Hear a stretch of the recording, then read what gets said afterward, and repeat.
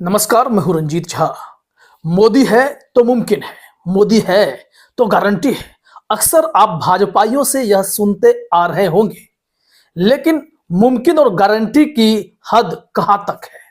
तो हद यहां तक है कि राजस्थान कैबिनेट में एक ऐसा व्यक्ति भी मंत्री बनता है जिसके किस्मत का फैसला, जिसके हार जीत का फैसला अभी जनता ने भी नहीं कर रखा है और न ही चुनाव आयोग ने कोई नतीजा दिया है।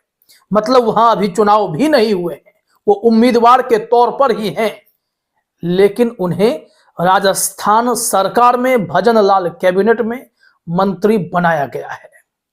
तो है ना, मोदी है तो मुमकिन है, मोदी है तो गारंटी है। तो इसका मतलब है कि जहां चुनाव होंगे वहां इस उम्मीदवार के जीत की भी गारंटी है। आश्चर्य होता है कि तमाम लोकतांत्रिक मूल्यों को दरकिनार करते हुए भारतीय जनता पार्टी खुले तौर पर यह मैसेज देने लगी है कि भाई जीत तो हमारी ही होगी। चुनाव, ईवीएम, ये जनता, ये क्या है? ये कुछ नहीं है। उम्मीदवार को हम मंत्री बना दिए तो उसका जीतना भी तय हो गया, यही माना जा सकता है, क्योंकि राजस्थान में विधान परिषद भी तो नहीं है।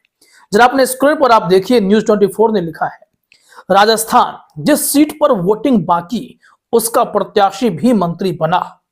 भाजपा ने श्रीकरणपुर सीट से प्रत्याशी सुरेंद्र पाल सिंह टीटी को मंत्री बनाया है। राजस्थान में पहला मामला जब चलते चुनाव के बीच प्रत्याशी को मंत्री बना दिया गया हो। बात सिर्फ इतनी नहीं है कि बीजेपी ने सुरेंद्र पाल टीटी को मंत्री बना दिया है। दरअसल यह फैसला उस वक्त लिया गया है जब आचार संहिता लगा हुआ है और ये टीटी साहब जो हैं उस सीट पर बतौर उम्मीदवार खड़े हैं, जिस पर मतदान की तारीख भी चुनाव आयोग ने तय कर रखी है। तो क्या यह आदर्श आचार संहिता का उल्लंघन नहीं है? क्या यह लोकतंत्र की अवहेलना नहीं है? इसे कौन तय करेगा? चुनाव आयोग अगर इस मामले पर एक्शन नहीं लेगा तो कब लेगा? अब तो आन बान और प्रतिष्ठा का भी सवाल है। सी राजीव कुमार जी, आंखों के सामने मोदी मुमकिन है, मोदी गारंटी है कि हदें दिखाई पड़ने लगी हैं। अब कार्रवाई नहीं तो कब करेंगे? जनता को कम से कम चुन लेने तो देते, जनता को इस उम्मीदवार का फैसला तो करने दिए होते, लेकिन नहीं, बहुत जल्दबाजी है।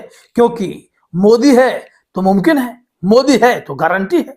तो गारंटी और मुमकिन होना किसे कहते हैं, आप इस खबर में और अच्छे से समझेंगे। क्या हुआ है वो हम आपको बताते हैं। दरअसल राजस्थान में 200 विधानसभा सीटों में से 199 सीटों पर ही चुनाव कराए गए थे। एक सीट बाकी रह गया था। वो क्यों बाकी रह गया था, जरा देखिए अपने स्क्रीन पर। मुद्दा बता देते हैं आपको हुआ क्या था। यहां न्यूज 18 ने लिखा है, राजस्थान की 200 में से 199 विधानसभा सीटों के लिए ही चुनाव कराए गए। दरअसल एक सीट पर मतदान स्थगित कर दिया गया। श्री गंगानगर जिले की श्रीकरणपुर निर्वाचन सीट पर चुनाव रोका गया।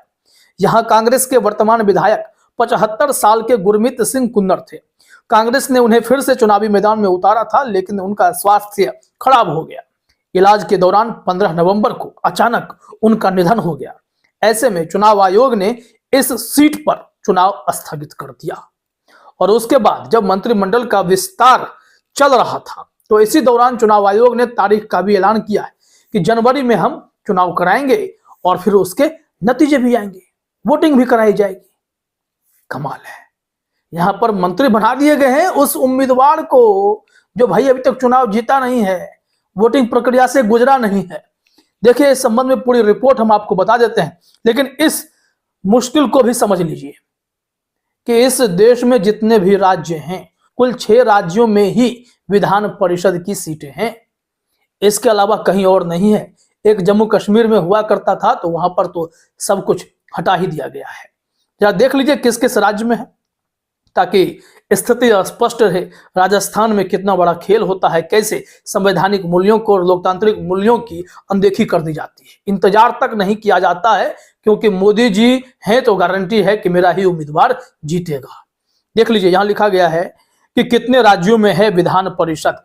वर्तमान में भारत के 6 राज्यों में विधान परिषद हैं। ये हैं आंध्र प्रदेश, तेलंगाना, उत्तर प्रदेश, बिहार, महाराष्ट्र और कर्नाटक। विधान परिषद होने का फायदा यह होता है कि पार्टी के पास एक विकल्प हो जाता है कि किसी को मंत्री बनाए जाने के 6 महीने के दरमियान आप उस मार्ग से भी यानी विधान परिषद के जरिए भी सदस्य बनाकर उन्हें मंत्री बनाए रख सकते हैं। लेकिन राजस्थान में विधान परिषद नहीं है और सीधे तौर पर किसी को मंत्री बना दिया गया है। चलिए, इसमें नियम है कि आप किसी को अगर मंत्री बनाते हैं तो उसे एक तय समय के भीतर कोई ना कोई चुनाव में भाग लेकर आना होगा, जीत कर आना होगा या सदस्य चुनकर आना होगा। और जब यहां चुनाव आयोग ने चुनाव की प्रक्रिया तय कर दी, तारीखें बता दी हैं, उसके बावजूद इंतजार किए बिना मंत्री बना देने का क्या मैसेज है? कि आप जनता को कह रहे हैं कि ये मंत्री बन गए हैं, इसे आप चुनाव जिताइए, यही तो है। नहीं तो इसके क्या मायने हैं? या फिर जो आरोप लगता है बीजेपी पर ईवीएम सेटिंग, क्या वही है? क्या ईवीएम के जरिए ही चुनाव जीता जाएगा? क्या 2024 का भी चुनाव ऐसे ही जीता जाएगा? तमाम ये सवाल उठ खड़े हुए हैं। आइए इस रिपोर्ट को थोड़ा डिटेल में देखते हैं कि इंडिया टीवी ने क्या जानकारी दी है। इंडिया टीवी ने भी इस खबर को लेकर हैरानी जताई है। अक्सर इंडिया टीवी भक्त चैनल है, फिर भी रिपोर्ट तो की ही गई है। हेडलाइन में है, चुनाव होने से पहले ही मंत्री बने सुरेंद्र पाल सिंह टीटी, राजस्थान की एक सीट पर वोटिंग अभी बाकी है। खबर देखिए क्या लिखा गया है कि राजस्थान में सत्तारूढ़ भाजपा ने करणपुर सीट से चुनाव लड़ रहे पूर्व मंत्री सुरेंद्र पाल सिंह टीटी को मंत्रिपरिषद में शामिल किया है। इस सीट पर 5 जनवरी को मतदान होना है।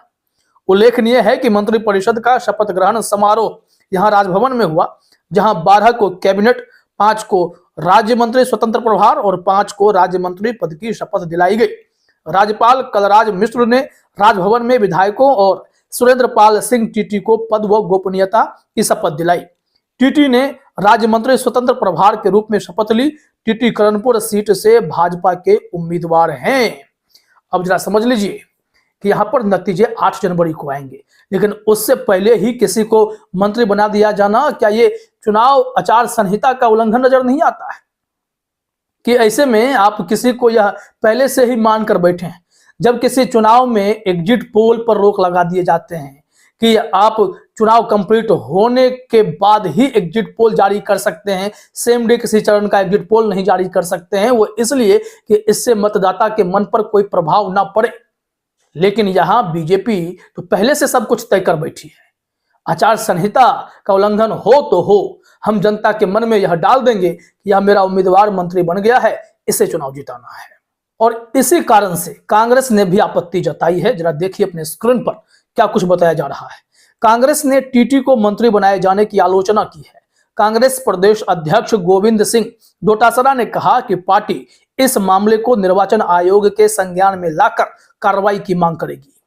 डोटासरा ने सोशल मीडिया मंच एक्स पर लिखा है कि भाजपा का अहंकार 7वें आसमान पर है।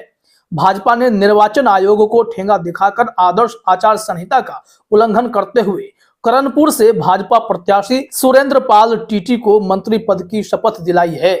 उन्होंने लिखा, संभवतः देश में यह पहला मामला है जब चुनाव से पूर्व भाजपा ने अपने प्रत्याशी को मंत्री बनाया है।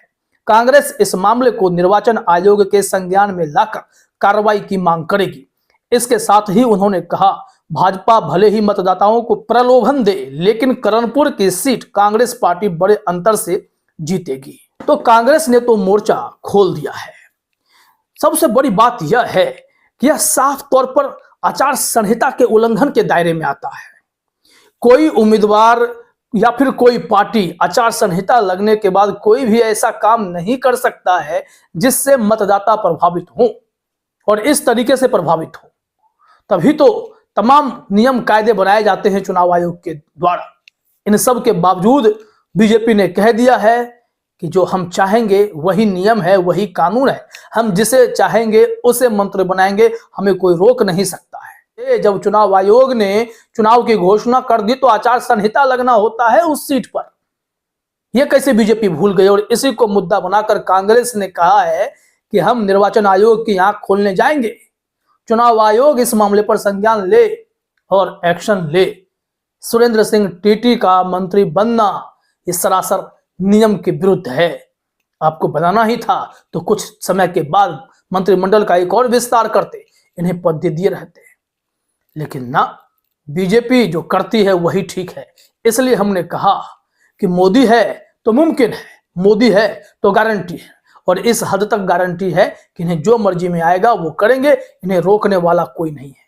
सीईसी राजीव कुमार जी देख रहे हैं क्या कि आपके आंखों के सामने यह हो रहा है?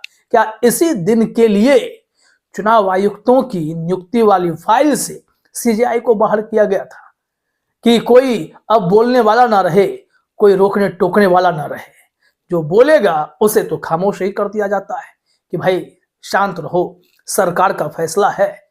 तो कोई भी न्यायपालिका जो है वो विधायिका और कार्यपालिका में दखल ना दे। ऐसी स्थिति इस वक्त देश में है और बेहद हैरान करने वाले हालात हैं। 2024 का चुनाव भी क्या पहले से उम्मीदवार को मंत्री बनाकर जीता जाएगा? अब जनता को जगने की जरूरत है और ज्यादा क्या कहा जा सकता है। फिलहाल इस वीडियो में इतना ही। आप सभी का हमसे जुड़ने के लिए बहुत बहुत धन्यवाद।